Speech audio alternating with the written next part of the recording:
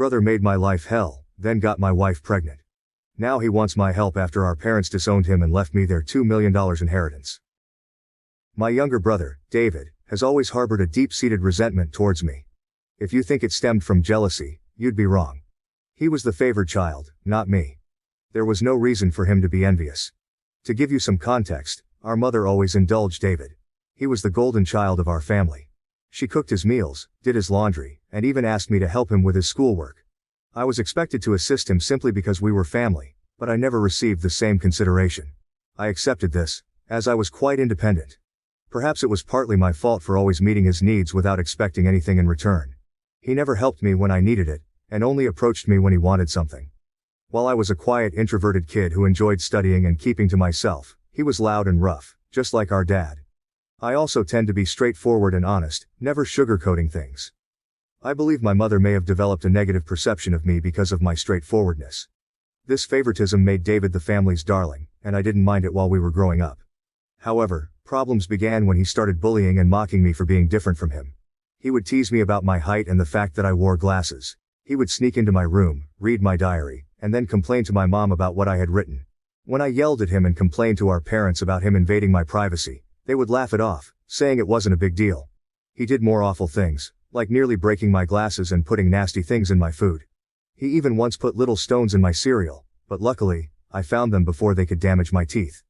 When I told my mom, she dismissed it, saying this is how brothers bond. Whenever we fought, David would zero in on my insecurities to insult me. We went to the same school, so he knew I was being bullied by a few kids. Instead of supporting me, he sided with the bullies, calling me names like ugly loser or hairy monkey, and encouraging them to physically harm me, saying I was just a big failure. Another time, during a fight over something trivial that I can't even remember, he told me to kill myself. While I could easily brush off most insults, that one really hurt because I was struggling with my mental health at the time. I'm doing better now, but it was devastating to hear that my own brother wanted me dead. Since Dad was often at work and Mom didn't seem to care much, she even scolded me once, claiming it was my fault for irritating him. Things progressively worsened. During high school, there was a shocking incident when David attempted to set my hair on fire, and unbelievably, our mother defended him, claiming he was merely playing. Seriously, who behaves like that? Thankfully, my dad eventually sided with me and pointed out the gravity of the situation. He even threatened to call the police on David.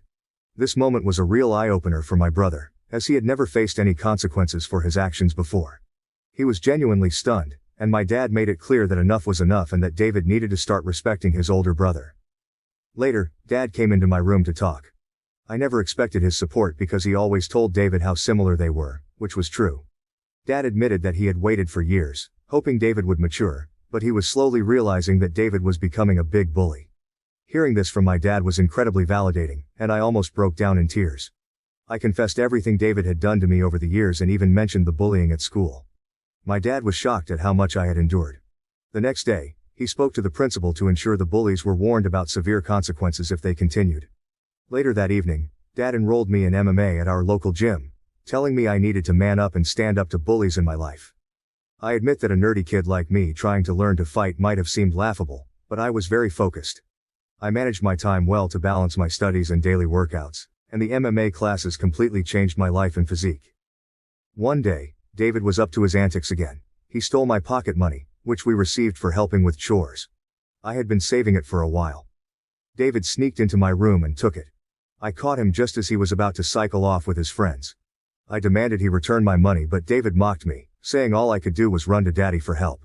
I don't know what came over me, but I punched him in the face. He was stunned, fell backward, and I retrieved